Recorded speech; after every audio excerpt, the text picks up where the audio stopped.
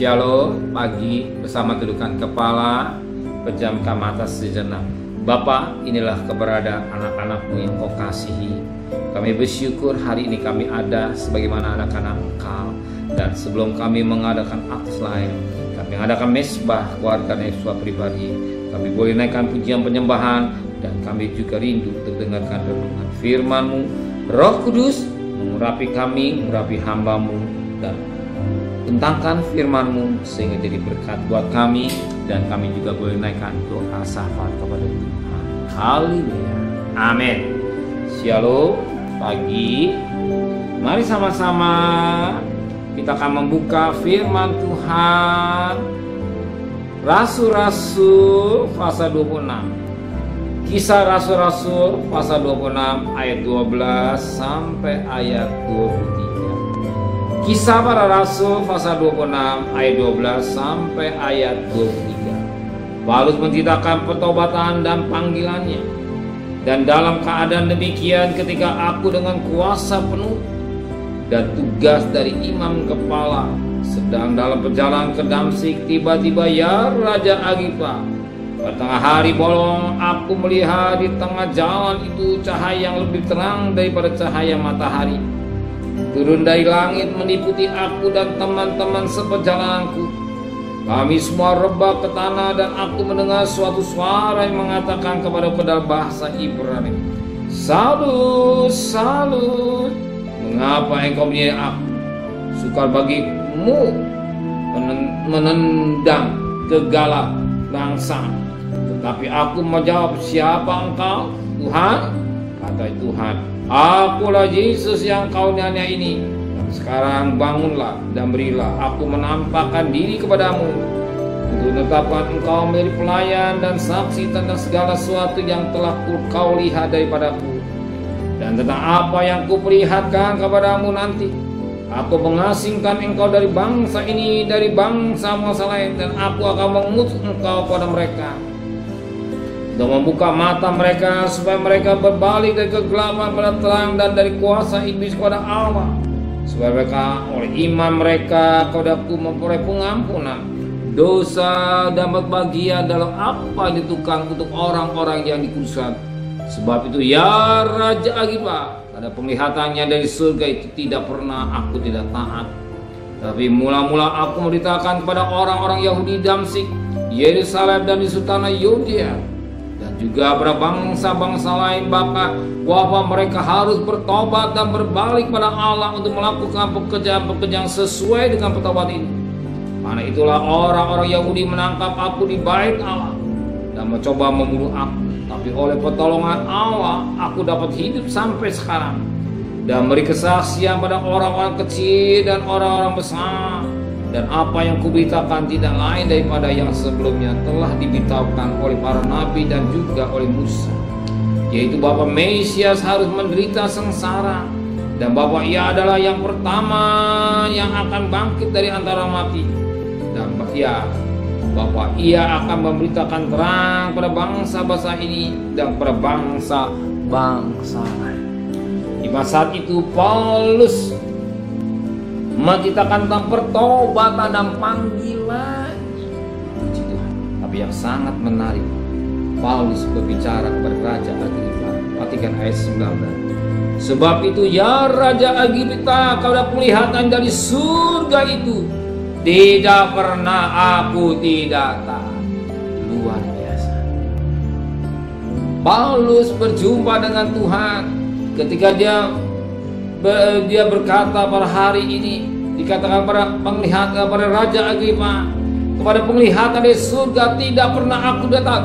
Jadi selama dia sudah berjumpa dengan Tuhan pribadi, dia selalu taat. Taat. Ini angkat dari A atas T, ya, dari A T A A T, dari bawah T A T kiri, T A T kanan, ya. Paling suka bagi manusia adalah taat. Sering manusia yang lakukan kehendak di justru yang Tuhan mau. Sebagaimana Roma 8 ayat 14, anak Allah hidup dan pimpin Justru Tuhan mau kita taat. Justru kita mau taat. Kita ingat seorang nabi yang bernama Yunus. Dan jelas Yunus dipakai Tuhan, tetapi dalam tingkah lakunya dia tidak taat. Disuruh ke Nineve dari Tarsis. Baru mengalami ketika dia diproses Tuhan, dimasuk dalam perut ikan, di situ baru dia sadar, baru dia taat. Jangan kita mengalami, ya, jangan selalu ditegur Tuhan baru taat. Sebagai istri taat pada suami, sebagai suami kasihlah istrimu, sebagai istri hormati suamimu, sebagai anak hormati orang tua. Ingat Efesus 6 ayat 2, supaya kau bahagia dan panjang. Kau sudah taat, ada berkat-berkat yang sendiri, baik berkat jasmani maupun berkat rohani. Paulus seorang hamba Tuhan yang luar biasa, yang rela menderita demi taat pada firman Tuhan, taat kepada penglihatan di surga. Dan hari ini kita tidak melihat Tuhan berbicara kepada kita, tapi buat firman Allah. Taat. Bisa gak kita taat? Gak usah tinggi-tinggi lah. Mengadakan mesbah tiap pagi.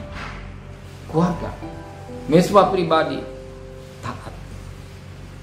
Taat. Taat itu menjadi satu modal. Kalau kita taat, kita akan menikmati berkat Tuhan. Ya, Paulus berkata kepada Raja Agripa, kepada penglihatan yang dari surga tidak pernah aku tidak taat. Arti dia selalu taat. Hebat ya. Kita juga belajar hari ini mau taat. Adakan mesbah, adakan mesbah menjelang kedatangan Tuhan sudah dalam kita. Lihat dunia ini semakin hari semakin jahat. Kita melihat peristiwa yang terjadi karena di Hawaii, bahkan terjadi kata di Kanada juga. Ya, saya lihat di YouTube bagaimana Hawaii, berapa banyak mereka yang meninggal dan mati sia-sia. Biarlah kita masih Tuhan berikan kemurahan, taat, banyak mendekat diri kaki Tuhan menjalankan kedatangannya.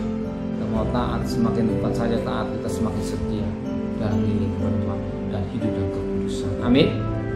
Ingat, tanpa kekudusan tidak seorang akan melihat Tuhan. Ingat, tanpa kekudusan tidak seorang akan melihat. Nafir berbunyi satu ketika 1 Korintus 15 ayat 53, 51. Nafir berbunyi orang yang mati dan Tuhan dibangkitkan. Kita yang hidup, apakah mudah diubah Tuhan? Belum tentu. Kalau kita main-main dosa yang membuat kita tidak bisa diubah. Betapa penting kita menjaga kesucian, memperhatikan pakaian jubah kita, memperhatikan pakaian jubah kita. Jangan kita kotor di hadapan. Maka ketika jam Zakaria dikatakan Tuhan menegur imam besar Yosua, tanggalkan pakaian jubah kotor. Demikian juga hidupan kita yang tidak baik kita tinggalkan. Kita menyongsong hari depan yang penuh harapan. Hidup bukan aku lagi, tapi Kristus yang ada dalam diri kita. Amin. Bapa, inilah keberadaan Kamu. Biar kami menjadi anak-anak-Mu yang taat melakukan firman Allah. Pimpin kami semua dengan kekudusan. Sebentar kami harus bekerja, berdagang. Setiap perjalanan kami pergi dengan selamat, pulang dengan selamat. Apa yang kebutuhan kami, Engkau sudah siapkan. Berkati Bapak Presiden, Wakil Presiden, para Menteri, para Gubernur, para Bupati, para Wali Kota, para Camat, para Lurah, para RW, para RT, para medis, para lawan, para TNI, para Polri. Mereka berkati sebagai kepercayaan yang Tuhan tahu pundak mereka sebagai pemerintah hamba Allah melakukan dengan baik, hikmat Kau berikan, dan kami bersyukur biar pandemi tetap endemi dan ekonomi kami tetap diberkati dan menjelang pemilu berikan keamanan biar kami tetap negara kami diberkati oleh Tuhan. Terima kasih Bapa di surga, dan kekasih terimalah berkat nikmat dari Allah Bapa, cinta kasih sayang dari Tuhan Yesus Kristus, dan berkat Roh Kudus menyertai saudara hari ini sampai Maranatha. Tuhan Yesus datang. Yang cinta Dia katakan amin. Tuhan memberkati.